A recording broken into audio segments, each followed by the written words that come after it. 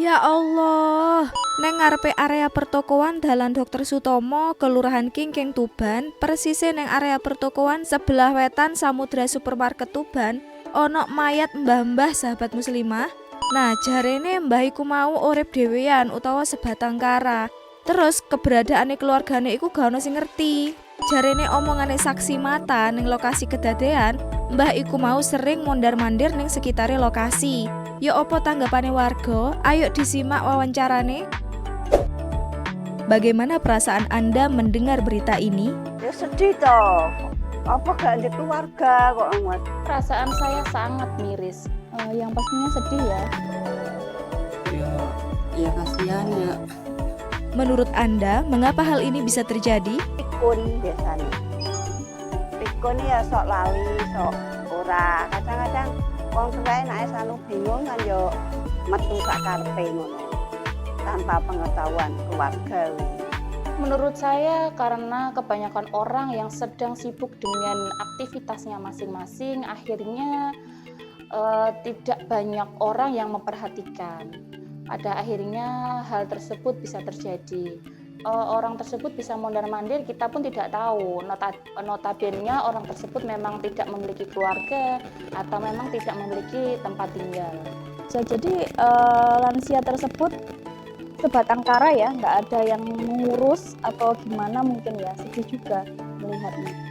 Bagaimana seharusnya perlakuan kita kepada orang tua atau keluarga yang sudah memasuki usia lansia? Ya sebagai wong tua sing udah lansia yo anut apa jenenge anake ngono. Lah wis usia ora bisa mergawe kok wis usiane wis tuwa. Dadi kak anut marang anake apa sing di umpama makane kan ya seadanya apa lae anake kono nurut karo anake. Lebih memperhatikan orang tua, lebih bisa mengajaknya ngobrol. Contohnya kita bisa lebih sering mengajaknya liburan atau sekedar makan di luar.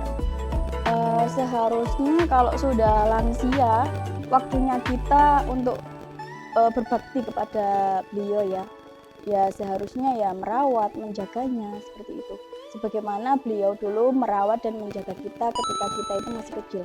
Mengapa saat ini banyak lansia sebatang kara yang tidak diurus oleh keluarganya? Kemungkinan keluarga ora iso ngatasi pemikirane wong tuwek. Paling ngono. Soale kan wong nomi dhewe nek to saiki lek wong tuwek biyen. Nah saiki iki karepe wong tuwek jane sing anak ya kudu iso anut wong tuwek ya kudu iso anut wong nom. Bisa juga karena memang anak-anaknya dengan penuh aktivitas bekerja atau memang anak-anaknya yang lalai dengan orang tuanya. Mungkin juga karena faktor kurangnya kesadaran mereka ya terhadap istilahnya kayak birrul walidain gitu ya Mbak ya, terhadap orang tua dan juga karena mahalnya kebutuhan atau kurangnya lapangan pekerjaan, seperti itu mungkin ya. Apa harapan Anda kepada masyarakat agar kejadian ini tidak terulang lagi? Wong tua diberi wawasan to anak ini dikasih pengertian. Bisa lebih memperhatikan lingkungan sekitar. Masyarakat juga peduli terhadap seperti lansia-lansia yang terlantar dan juga orang-orang kayak gelandangan gitu ya. Apa yang harus dilakukan oleh pemerintah supaya hal ini tidak terjadi lagi? Yang bisa dilakukan pemerintah yaitu bisa menyalurkan bantuan sosial melalui Pendes atau bisa memberikan sembako setiap beberapa bulan sekali. Jadi pemerintah harus lebih peka lagi dan juga menyediakan tempat, menyediakan perlindungan terhadap orang-orang, apalagi terutama lansia ya, yang dia itu mulai lemah atau mulai pikun seperti itu. Kan sangat riskan sekali kalau dibiarkan sendirian di jalanan. Seperti itu. Sakno yo, mbah iku mau yo. Wis usia tuwa sing kudune urip bahagia bareng keluargane, malah urip dhewean sebatang kara karo kondisi sing menyedihkan. Ya apa Islam ndelok masalah iki? Ayo dirungokno penjelasane Ustazah. Like, komen, karo share saakeh-akehe. Lansia yang hidup sebatang kara hingga akhir hayatnya adalah sebuah fakta yang menyedihkan. Sungguh ini telah menjadi alarm bagi kehidupan bermasyarakat di negeri ini. Dalam kehidupan kapitalistik hari ini, tak sedikit di kalangan masyarakat menganggap bahwa keberadaan orang tua yang sudah lansia dipandang sebagai beban. Kebebasan dan kehidupan materialistik yang ada telah menjadikan mereka hidup hedonis, individualis, hingga nalurinya terkikis. Sehingga tidak sedikit pula dari kalangan keluarga dan anak yang mereka ini tidak merasa bersalah ketika mengabaikan kedua orang tuanya. Bahkan berbuat yang tidak makruf kepada mereka, mengabaikannya, menelantarkannya, bahkan dengan mudah menyerahkan begitu saja ke panti jompo padahal sebenarnya masih mampu untuk merawatnya. Sudahlah terlantar diabaikan keluarga, kondisi para lansia ini juga makin merana akibat tidak diperhatikan dan tidak pula dipedulikan oleh penguasa. Watak kapitalistik telah melahirkan kebijakan setengah hati. Kepedulian pada lansia lebih sebagai formalitas, sekedar bukti bahwa negara ada untuk mereka tanpa memberikan perawatan yang lebih baik dan optimal. Negara pun tidak mampu memberi sanksi yang tegas kepada anak-anak yang menelantarkan orang tuanya. Bahkan masih sempat dimanfaatkan oleh para kapital untuk meraup keuntungan, terutama bagi mereka yang berharta. Mereka berlomba menawarkan berbagai fasilitas jaminan hari tua dengan berbagai harga. Sungguh ironis, lansia yang harusnya mendapatkan perawatan, perlindungan, dan menikmati hari tuanya justru dikapitalisasi demi meraup keuntungan. Banyaknya lansia yang hidup sebatang kara dalam sistem kapitalisme. Hal ini menandakan bahwa pengabaian keluarga makin marak. Kesejahteraan kaum lemah ini pun semakin banyak, minim perhatian dari penguasa. Tidak ada jaminan kesejahteraan individu per individu dalam sistem kapitalisme, termasuk jaminan kehidupan yang baik bagi para lansia. Realitas penerapan sistem kapitalisme hari ini telah menjadikan sumber daya alam yang berlimpah, yang sejatinya milik rakyat dan harus dikelola untuk kesejahteraan rakyat, faktanya hanya dinikmati segelintir orang kaum kapital pemilik modal. Alhasil, rakyat pun termasuk lansia terhalang untuk menikmatinya dalam rangka memenuhi kebutuhan hajat hidupnya. Hal ini berbeda dengan Islam. Islam memiliki sebuah sistem kehidupan yang khas yang telah dicontohkan oleh Rasulullah Muhammad SAW dan para khalifah setelahnya. Kita dapat memahami bahwa lansia adalah sosok yang sangat dimuliakan di dalam Islam. Siapakah yang bertanggung jawab dalam merawat dan menjaganya? Yang pertama tentu saja adalah keluarganya, terutama adalah anak-anaknya.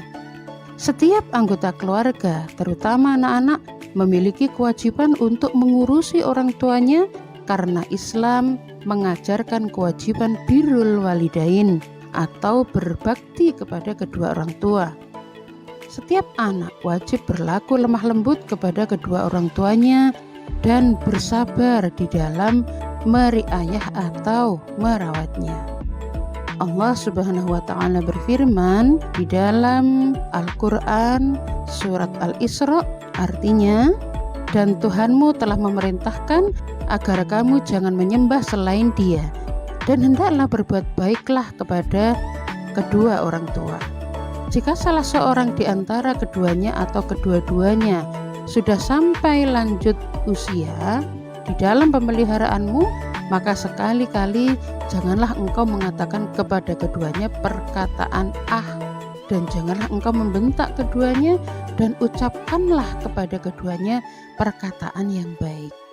Dalam ayat ini, berlaku baik kepada kedua orang tua adalah hal yang diperintahkan oleh Allah Subhanahu wa Ta'ala. Amal ini menduduki derajat yang mulia, yang pahalanya juga luar biasa. Kemudian pihak yang kedua yang akan mengatur atau menjaga para lansia ini adalah adanya kontrol masyarakat.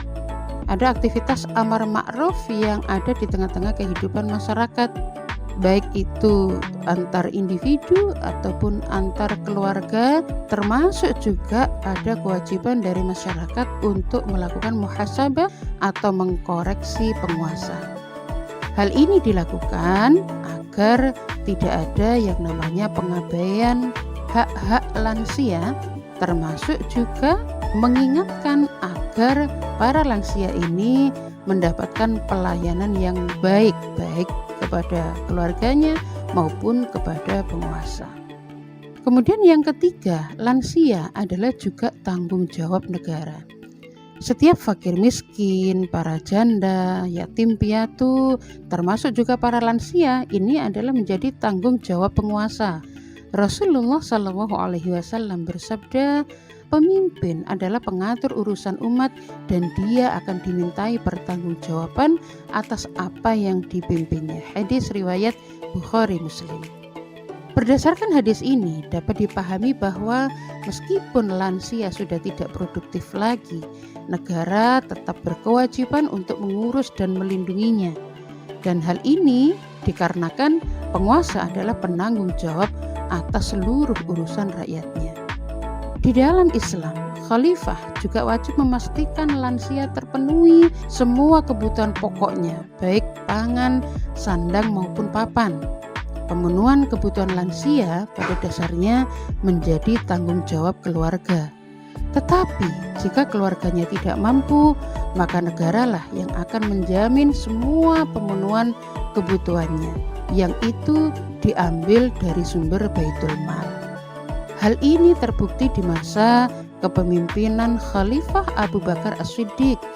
Meskipun dalam kesibukannya menjalankan amanah sebagai seorang khalifah, beliau adalah juga orang yang sangat aktif membantu dan menanggung kehidupan para lansia.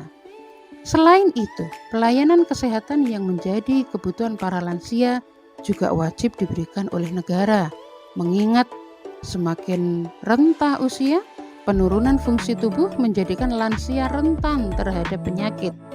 Bahkan jika dibutuhkan, negara harusnya menyediakan tempat yang memadai berikut dengan perawatnya yang itu akan dibiayai oleh negara tanpa pamrih.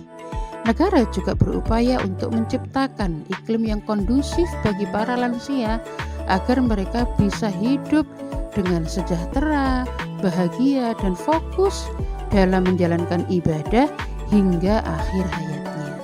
Demikianlah sempurnanya syariat Islam mengatur berbagai macam persoalan umatnya, termasuk pengaturan terhadap kaum lansia. Khilafah Islam adalah sebuah sistem yang dicontohkan oleh baginda Nabi Muhammad SAW, memiliki mekanisme yang sangat rinci dan detail agar tercipta kehidupan yang penuh rahmah dan berkah. Wallahu a'lam bishawab.